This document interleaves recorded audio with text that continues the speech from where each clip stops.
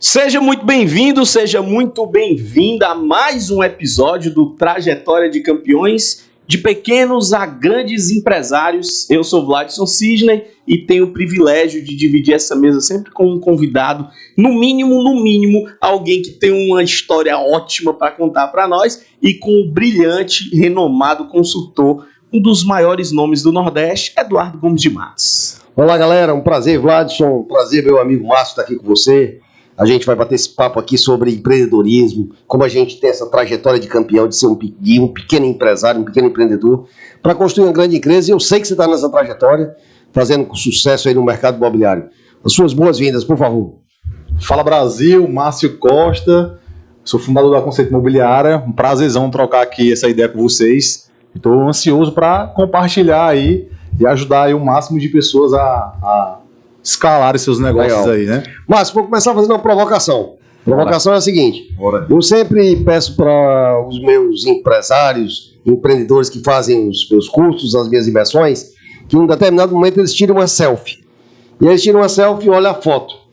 E aí eu digo assim: olha aí a pessoa que é responsável pelos principais problemas da sua empresa. É o cara que está nessa foto. Concorda com isso aí ou não? É o primeiro ali. É porque hoje a gente tem um objetivo. O papo aqui é falar sobre causas dos problemas. Eu concordo. É isso mesmo? Tem a ver com o empresário. Tem a ver. Inclusive ontem eu estava trocando uma ideia com uma das minhas gestoras e a gente batendo um papo e tudo, eu sou muito franco, né? E aí no final eu disse assim: sabe onde é que está o problema? Quem é o culpado de tudo isso? Ela disse: quem? É tu, pô. É você mesmo. Eu? Pô. Se o cara não tá performando, a culpa é do líder. Se o cara não tá vendendo, a culpa é do líder. Se o cara não tá treinado, a culpa é do líder, que não identificou o porquê, ou não tirou o cara na hora certa, entendeu? Então, a causa é isso. Ah, problema financeiro, a culpa é de quem? A culpa é do cara que não tem um controle financeiro. Ah, eu não sei mexer com o financeiro. Contrata alguém. A empresa é reflexo do dono. Exatamente. E tem a ver com a tal da mentalidade do empresário, porque assim, é difícil às vezes você reconhecer que está cometendo um equívoco, né? Assumir para os outros que está cometendo um equívoco é difícil dois. Porque já é difícil você dizer que está vacilando. Imagina você dizer para o time todo: não, eu que não fiz. Como é que lida com essa dicotomia aí de ter que assumir uma dificuldade e ao mesmo tempo ter que resolver, porque se não resolver, né, filho? Não, se não resolver. Eu, por exemplo, falando da questão financeira, eu tinha um gargalo muito grande com isso. Era um problema. E aí eu fui inventar de fazer uma pesquisa de satisfação interna anônima. Eu peguei lá o Forms, né? E aí joguei anonimamente e coloquei todos os setores da empresa: o financeiro, o administrativo, o marketing, o Márcio, diretor, o gerente tal, pode arrochar. Meu amigo, o que a gente recebeu de crítica na parte do financeiro, foi brincadeira não. Eu, na minha ingenuidade, achava que o negócio estava rodando tranquilo. Só que aí o bom de você fazer uma pesquisa dessa sem a pessoa se apresentar, é que ela vai bater, meu amigo. Agora o cara tem que ter estômago para receber. Sim. Porque eu fiquei nervoso na hora, quando eu comecei a ler. Rapaz, mas como é que pode um negócio assim? Eu faço tão bem, né? Você é um covarde escrever um negócio desse aqui. Porque tem uma máxima, né, Márcio, que diz o seguinte: não existe realidade, existe realidade percebida, né? É o que as pessoas percebem. O que as pessoas percebem. O que as pessoas percebem, não é às vezes a realidade, mas a percepção é aquela. Sim. E aí a gente tem que mudar a percepção das pessoas para que esteja adequada efetivamente, para que essas pessoas estejam alinhadas com o negócio, alinhadas com a empresa, né? Realidade percebida é um conceito que faz muito sentido. Tem um dito popular que fala que a verdade ela tem vários lados, né? Vários lados. E aí é o seu lado, é o meu lado, é o lado da verdade propriamente dito. Mas é isso aí, desse conceito talvez que é percebido, né? Dessa coisa que está em mim. Você trabalha com imóveis populares. Isso. Quando fala de popular hoje, a gente está falando de que tipo de público? Bom, a gente está falando ali imagina uma pirâmide. Na ponta da pirâmide a gente tem um segmento ali de alto padrão. Na base da pirâmide a gente tem a população que ganha ali R$1.500, R$1.600, R$2.000, por ali nessa faixa. O nosso público é esse.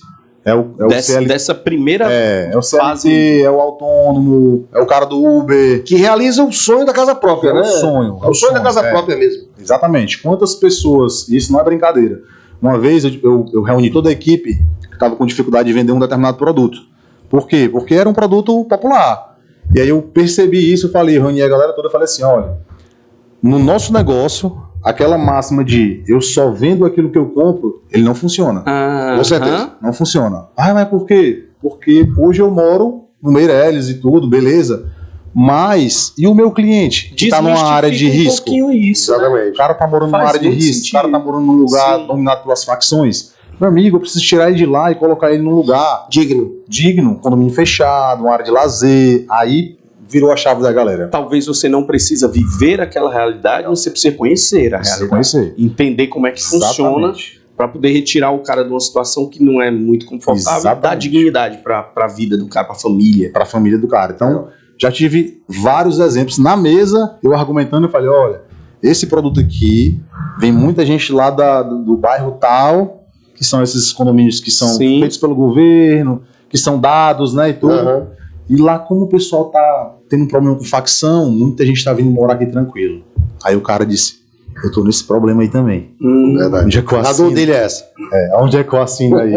Legal que quando você identifica essa dor, você acaba tratando a causa do problema, né, no final das contas. Porque o cara tem uma insegurança, uma dificuldade, alguma coisa, e você traz para ele uma solução que ela é muito pontual, né? Você não trouxe um conceito, você não falou para ele que era importante ter segurança. Ele já tem essa coisa estabelecida e você trouxe uma solução direta. Aquela realidade ali, que ele funciona para qualquer que seja a atividade, porque aí você está falando direto com o cliente. Mas quando você fala com o seu público interno, funciona ser tão direto na causa? Funciona muito.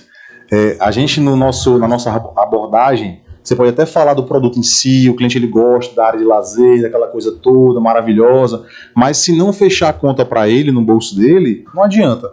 Então, a gente foca um pouco na questão do lazer e tudo mais, na localização e tudo mais, mas a gente foca mais na condição. Porque se não couber no bolso, o cara não vai. Então a gente não foca tanto nesse lado. É importante ter? É importante. Mas quantos clientes nossos, por exemplo, estavam fechando um imóvel, estavam sonhando com um imóvel na Messejana e saiu da mesa da gente comprando um apartamento na Calcaia?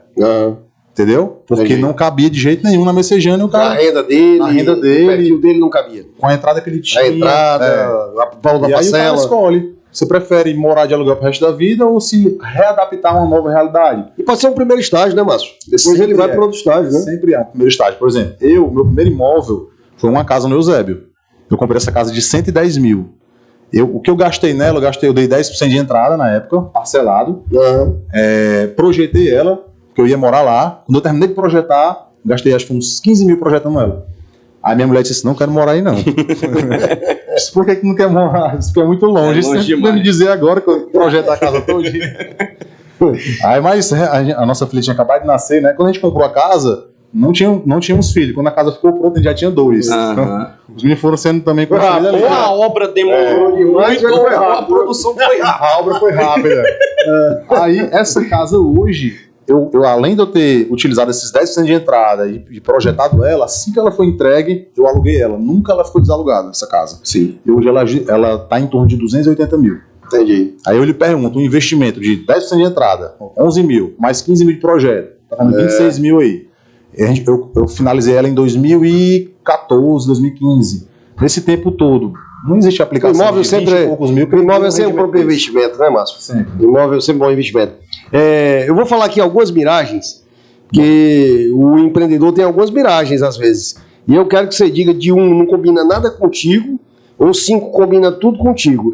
Pelo que eu conheço do teu perfil, eu já sei aqui as respostas, viu, Vlad? Mas a primeira miragem é o seguinte, a miragem da janela. A miragem da janela, o empreendedor acha que sempre vai alguém do lado de fora, vai vir para resolver os problemas dele. 1 a 5. 1, né? Eu sabia. Nunca vai ter esse cara nunca vai ter essa janela feliz. E quem tu acha que é a responsabilidade, Márcio? É do dono, é do líder, é o cara que tá na linha de frente. É ele que tem que enxergar. E quando não enxerga, Márcio, porque às vezes o cara nem percebe. Você falou um negócio que eu achei curioso, assim, você se propôs a fazer um diagnóstico anônimo e tal, para poder identificar problemas. Isso é uma constância ou você fez isso uma vez e... Eu nunca tinha feito, hoje é uma constância. Trimestralmente eu faço. Inclusive eu fiz agora e hoje eu tive uma reunião com um dos meus gestores para mostrar para ele o feedback anônimo da equipe. E dói. Em mim não dói mais não, porque a minha dor do financeiro... Aí engrossou o couro, né? A minha dor do financeiro que eu achava que tava tudo bem, tava tudo mal. Sim. Aí foi aí que eu conheci a Gomes de Mato. Eu falei, cara, eu preciso resolver esse negócio aqui. Aí eu conheci o Murilo, contratei a mentoria, o Murilo foi lá com a gente implementou todo o nosso financeiro bonitinho, sistema, planilhas, tudo. E hoje tá redondo. Hoje eu consigo ter mais tranquilidade, eu consigo ter previsibilidade, eu consigo ter controle, entendeu? Mas eu não fazia periodicamente. Eu fiz isso porque eu comecei a me inserir em ambientes, treinamentos, cursos, buscar capacitação para isso. E aí um dos treinamentos eu vi isso, eu achei interessante. Mas o cara tinha dito, ele tinha alertado. Você vai fazer, mas você tem que ter estômago para ouvir as respostas, porque você não vai saber de quem é. Exatamente. É duro. Isso acontece algumas vezes também, né? Estou lembrando aqui agora do feedback, há muitos anos atrás, que a gente fazia uma pergunta para nossa equipe, que era assim, você considera que estamos todos no mesmo barco? Aí o cara foi e respondeu assim, Vladson, os sócios nos seus iates e nós nas nossas jogadas. Pancada. O cara já recebe dizendo, é mesmo. Não, mas é curioso. É curioso, mas você tem que assimilar e analisar por que aquela percepção gera aquela percepção. Porque, como você falou, é a verdade para aquele cara, é a verdade percebida dele. É a verdade percebida. Ele tá olhando para aqui dizendo, pá, esses caras aí estão bem pra caramba. E o líder tem que saber ouvir. Se o líder não souber ouvir, ele não souber ouvir a equipe dele, não souber ouvir os clientes dele, os fornecedores, cara, o cara vai ficar falando sozinho. Sim. O cara tem que saber ouvir, ter estômago para ouvir, às vezes, o que não quer, mas ele tem que entender que é uma realidade percebida. Eduardo, ser contrariado, muitas vezes, é óbvio que tem gente que explode, fica chateadinho, fica lá de bico e tal. Mas quando você é alguém um pouquinho evoluído e é contrariado, você diz assim, rapaz, eu tenho que me perceber aqui no meio do negócio, né? Guardando aqui os nomes e tudo mais, mas no começo da minha carreira, muitos anos atrás, Márcio, a gente fez uma sondagem dessa numa empresa, e o clima da empresa eu percebia que ia ser péssimo, porque o dono da empresa era muito grosso com a equipe, muito grosso. Falava nome feio, xingava todo mundo e tal, tudo mais. E aí eu cheguei pra ele e fui apresentar, né? Eu como consultor disse, nossa, o resultado aqui deu péssimo. Feedback aqui foi ruim pra caramba. Aí ele disse, você quer que eu faça o quê? Eu digo, não, que o senhor melhore, busque melhorar. Ele disse, rapaz, já fui até no psiquiatra. Eu disse, já. Ele disse, já. Aí eu disse assim, e aí, o que aconteceu? Ele disse, olha, rapaz, ele recomendou, passou pra tomar um diazepam todo dia. Aí eu disse, mas não tá adiantando. Ele disse, quer que eu tome 2? Eu digo, é melhor perguntar ao médico. Perguntar ao médico. Se é melhor tomar 2 ou não. Os dois são mais difíceis para ajudar. É verdade. A próxima miragem é a miragem da consequência. De 1 a 5, certo? 1 não parece nada contigo e 5 é a tua cara, Márcio. Miragem da consequência é aquele cara que diz assim, aquele empreendedor diz assim, não, assim que tiver isso, eu vou conseguir aquilo. Assim que tiver isso, eu vou fazer aquilo. Não, eu aprendi uma época que assim, a gente vai desorganizado, cresce e depois organiza. Show. Porque se o cara que quer primeiro deixar tudo bonitinho, quando eu tiver, se não tiver, o cara não vai pra canto nenhum. E assim a gente fez, assim eu fui fazendo. E aí, como eu tenho um time comercial muito forte, eu acho que isso me ajudou muito, porque eu cresci desorganizado. Meu financeiro nem tinha, era eu que fazia, eu que emitia nota, eu que lançava pagamento para todos os corretores, senão era assim, era uma loucura. Era um cara extremamente centralizador. Mas como era muito comercial, eu sou muito comercial, a gente conseguiu ter muito resultado. Depois eu ajeitei. E qual foi o ponto da virada aí? De deixar de ser centralizador para montar uma equipe, descentralizar para poder a empresa crescer?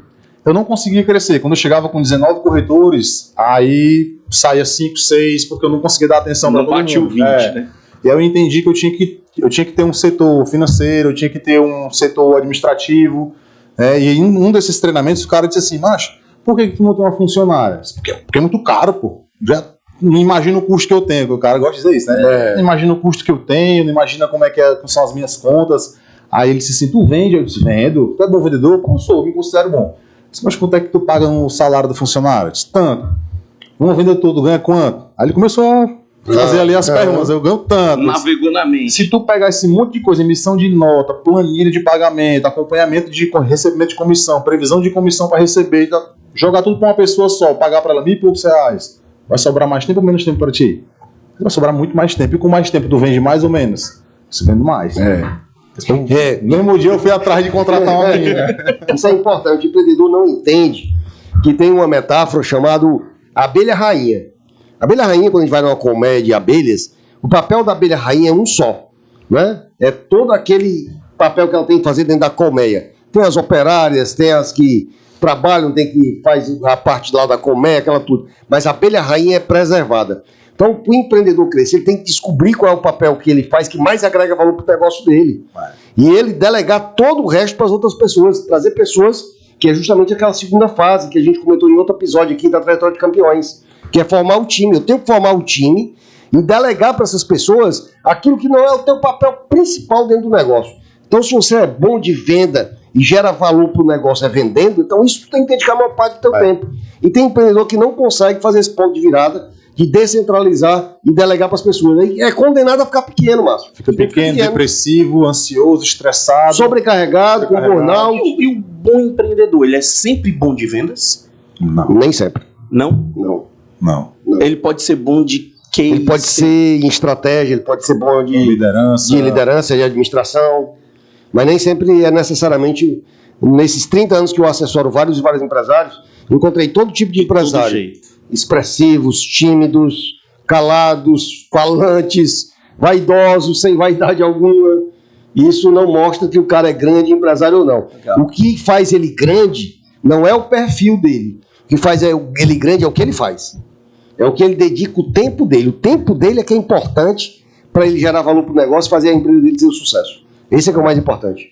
Concorda, Márcio? Faz muito sentido. Concordo. Não precisa o cara ser um comunicador nato e vendedorzão para ter um time de vendas, mas pode ser que ele tenha ali um gerente geral ou um gerente foda que faz todo o movimento, que faz toda a energia do time fluir, sem que ele precise estar fazendo isso também. Exatamente. É porque hoje a gente está ouvindo muito os empresários se lamentando por não ter determinadas skills, né, algumas capacidades que hoje são valiosíssimas, de comunicação, de rede social, de conhecer um pouco de tecnologia. E então esse lamento acontece, mas no final das contas, ele não precisa ter essa habilidade para poder ser um empresário bem-sucedido. Ele talvez ele precise ter só alguém que saiba fazer e que o ajude. Com certeza. Exatamente. Uma equipe. Ah, não sei mexer em rede social, não sei. Meu irmão, não é para você mexer. Negócio. Tem alguém filmando, tem alguém que saiba mexer, tem alguém que saiba editar, sempre tem. Sim. Sempre tem uma empresa que você possa, né, contratar e fazer aquele serviço. Isso é mindset nosso, né?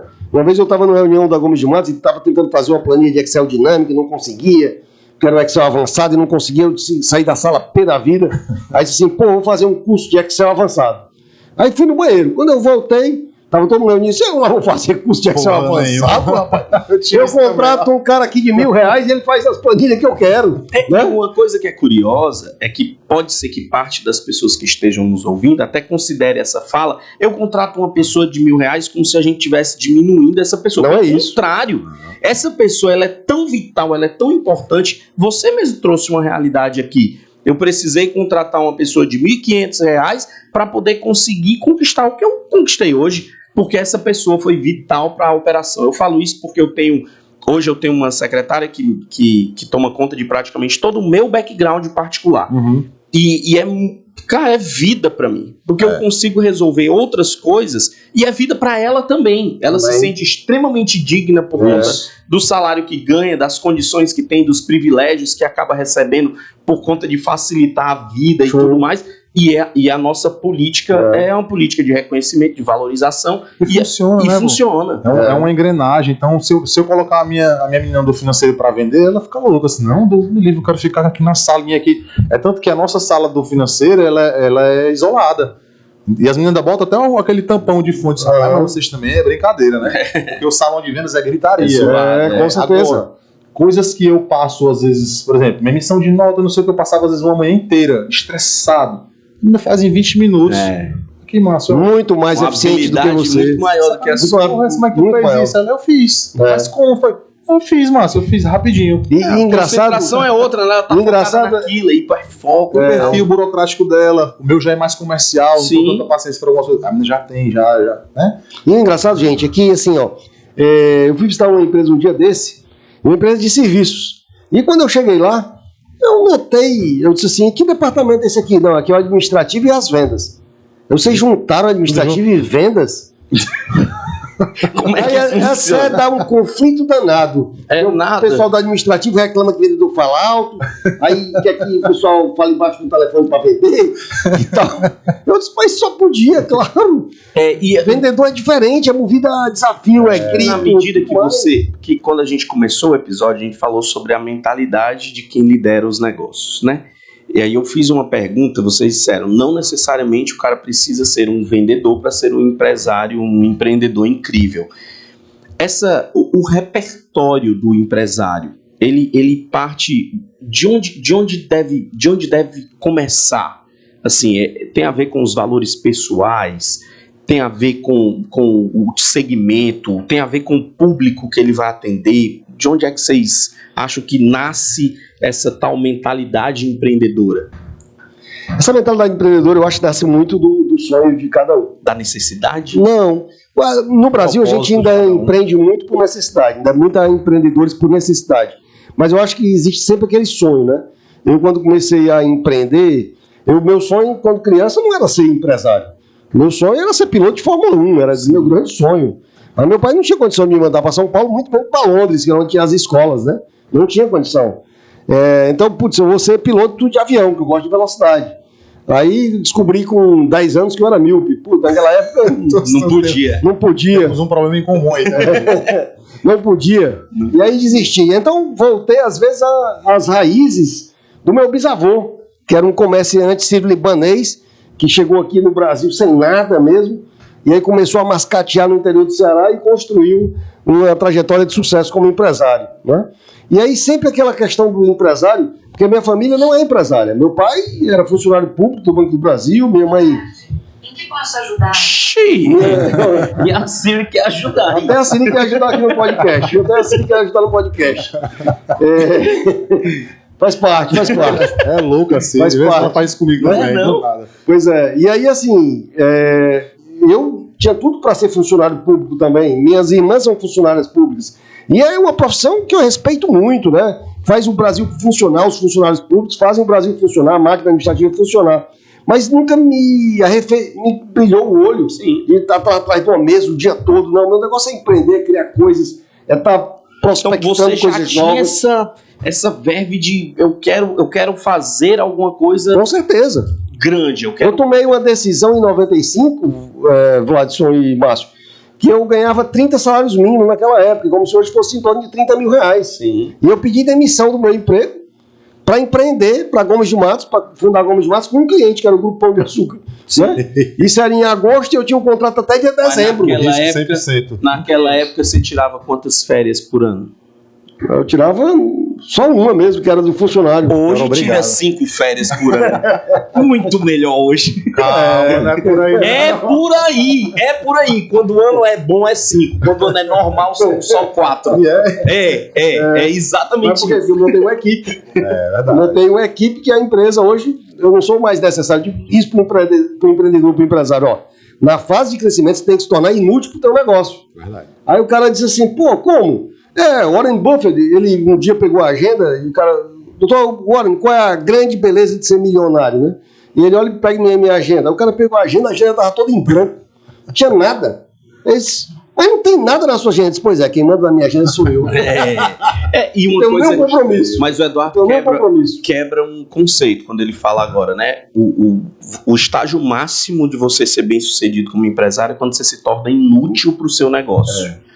Que é exatamente, é o extremo oposto do que a gente acredita durante a vida inteira. É verdade. Que a gente acredita durante a vida inteira que eu vou ser útil até o meu último dia de vida e tal. E é legal esse conceito da inutilidade, né? Porque ele não está dizendo que é uma pessoa inútil. Ele está dizendo que o negócio roda sem ele precisar estar apertando aquele parafuso lá. E nós falamos aqui nos bastidores de um grande empresário que todos nós três administramos, mas que se ele sair do negócio, o negócio para. Sim. O negócio para. Porque é ele. Porque ele está na miragem do ocupado demais. Ele acha que só é empreendedor de sucesso se ele estiver ocupado. Perfil. É verdade. Né? Todo o tempo ocupado. Eu não tinha pensado nisso, não é mesmo.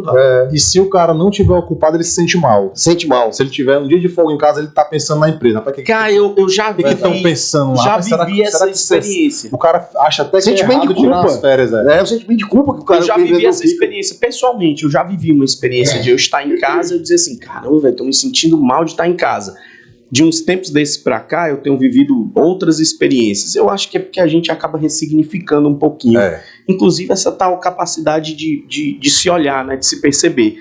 Eu tenho vivido experiências pessoais que me trouxeram um novo entendimento sobre vida, assim, né?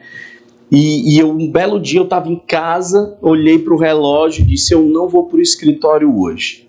Aí recebi uma ligação da Amanda, né? Tipo, tá tudo bem? O senhor não chegou ainda aqui e tal.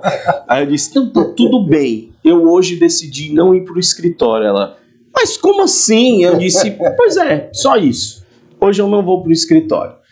E foi um dia muito curioso, porque eu passei o dia meio sem saber direito o que fazer, porque eu dizia, certo, agora eu vou preparar um café, né? Vou fazer alguma coisa que não seja... E eu me obriguei a não pegar o computador, porque era uma outra coisa, porque quando eu pego no computador, eu tô trabalhando. Você trabalha. Não tem conversa, é trabalho.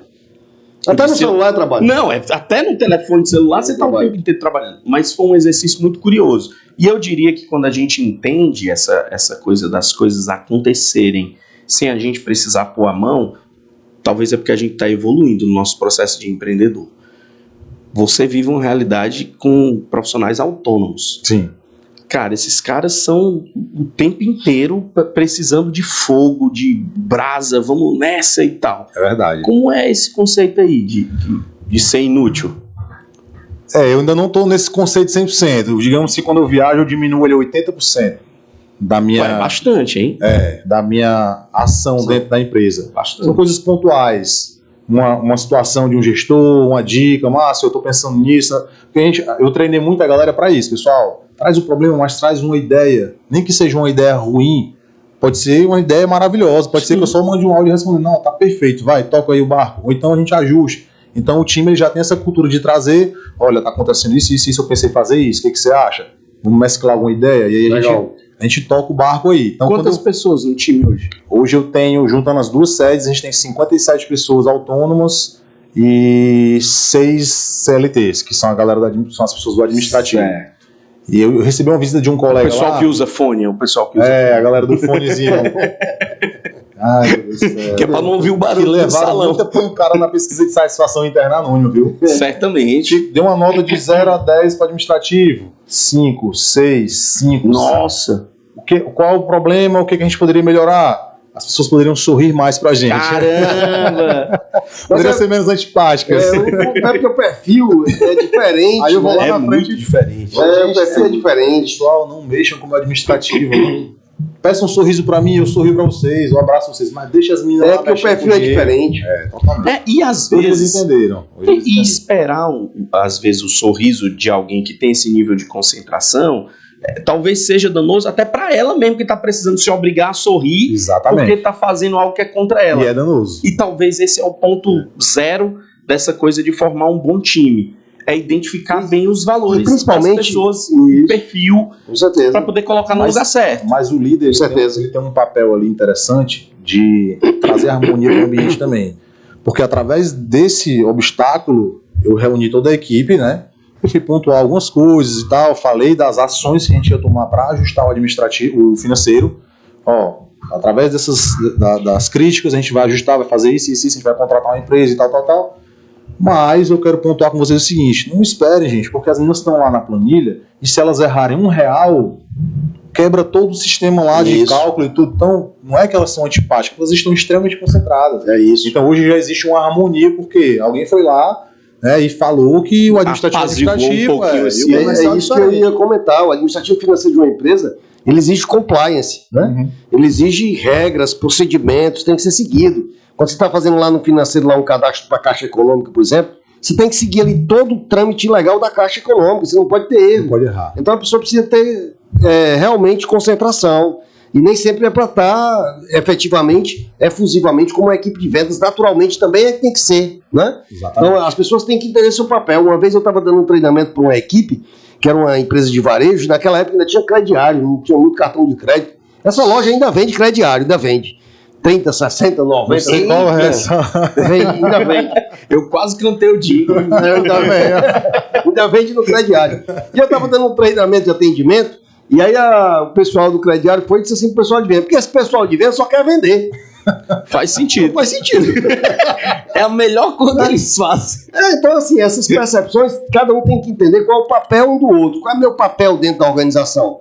Como o nosso corpo humano, todo órgão nosso tem um papel. Nós temos que entender que os papéis são diferentes de cada órgão, né? Cada órgão tem que entender o papel de cada um. Sim. E assim dentro da organização também. Mas a gente está chegando ao fim aqui do nosso papo. Eu queria te pedir, se você pudesse, talvez, tem muita gente hoje que sonha em ter o seu próprio imóvel.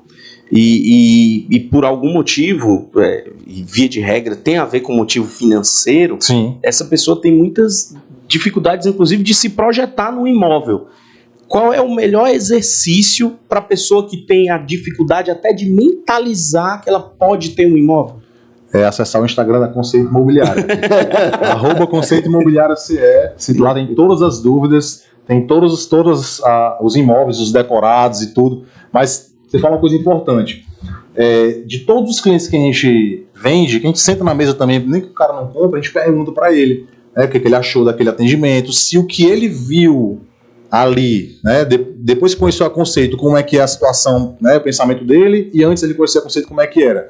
A maioria, cara, 90%, antes achava que era impossível comprar um imóvel, porque na cabeça deles tem que ter uma entrada de 20 mil, de 10 mil, de 50 mil, de 100 mil, e quando o cara chega lá e vai pelo Minha Casa Minha Vida, que recebe subsídio, recebe ajuda do governo, taxa de juros, menos da metade de uma taxa de um banco tradicional, o cara consegue comprar um imóvel com uma entrada de R$500. Então tem Aí ele se desinformação aí. Tem A desinformação. pessoa não sabe e aí nem consegue nem se projetar. E acha muitas vezes que é mentira. Legal. É tanto que às vezes a gente, a maioria dos nossos corretores no telefone, às vezes precisa gravar vídeo, e foi uma coisa que a gente estimulou. Pessoal, faz um vídeo dentro da empresa. Porque quando pega a documentação para análise, o cliente fica com medo. Vai ser golpe. Vocês estão falando de dentro do presídio. Qual presídio vocês estão falando? Aí o corretor, o presídio não, tá aqui a empresa. Aí o cara, beleza, vou mudar. Porque acha fácil. Inacreditável, né? É inacreditável, Assim, é fácil a gente analisar. Agora a Caixa tem os critérios dela. Mandou a documentação, a gente manda para a Caixa. Não precisa ir em agência, não precisa pegar fila, não precisa pegar nada. Manda para o nosso corretor, ele sobe a análise para a Caixa já dá a resposta para a gente marca com o cliente e fala assim, ó, esse cabe no teu orçamento. Legal. Entendeu? Márcio, eu queria compartilhar aqui que quem está nos assistindo, que é empreendedor, né, pequeno empreendedor que está com esse desafio que nós temos todos os dias, que ele esteja desconfortável. Sim. Porque ele sabe que a principal causa dos problemas da empresa dele é ele. É ele. Você. É você que é o responsável. Não. A empresa é seu reflexo, né? Que conselho você daria?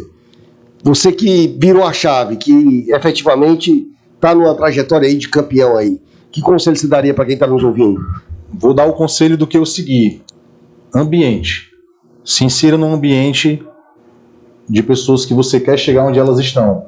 Empresários, pessoas empreendedoras, empresas de fazer a modelagem. Exatamente. Né? Porque se você quer crescer, mas você conversa com o Joãozinho ali do milho, que tem medo de colocar um segundo carrinho de milho lá porque acha que vai ser roubado, você nunca vai crescer porque você acha que vai ser roubado. Sim. Agora, se você começa a conversar com um cara que fala, meu amigo, vamos botar uma sede em cada estado do Brasil, você vai começar a olhar diferente para aquilo. Então, o ambiente me moldou muito. Legal. E você participa com a gente, né, da comunidade da Nova Gestão, né? É um prazer. Onde tem 30 empresários lá que discutem, que conversam, se reúnem quase quinzenalmente para a gente trocar experiências, conhecer, fazer mastermind. É muito legal. Eu tô feliz de verdade de viver essa experiência aqui nesse podcast, porque desde quando a gente começou, Márcio, a fala, ela não é uma fala de conceito do ponto de vista do conceito propriamente dito, é uma fala de prática. Você vive essa realidade, né? Você falou sobre o conselho que você deu para as pessoas foi: faça uma parada que eu tenho feito e isso mudou minha vida. Isso é muito valioso. Eu diria que o maior desafio da gente como empresário é a gente ser capaz de aprender muito mais do que a gente ensinar. Porque a gente tende, num determinado momento da nossa história, a considerar que a gente está muito mais apto para ensinar do que para aprender. Verdade. E a gente, às vezes, pode até ser bom de ensinar determinadas coisas, mas como a gente mesmo trouxe, você às vezes é muito bom num determinado tema, e não no todo. Né? Eu estou ouvindo aqui, estou dizendo que feliz esse tempo aqui, porque é um tempo de olhar para mim dizendo, esse cara está acreditando numa coisa que ele faz, e quanto mais você faz aquilo que você acredita, mais forte você fica. Mais forte você fica. É isso mesmo. É isso mesmo. Amigo Márcio, valeu.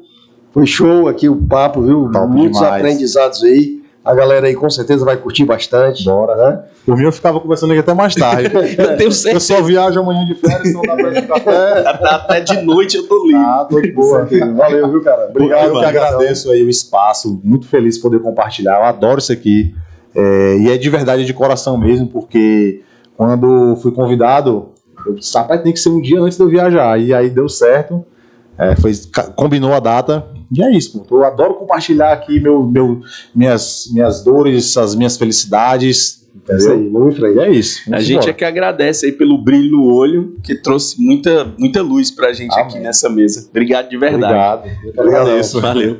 Vamos juntos então nessa trajetória. Valeu, gente.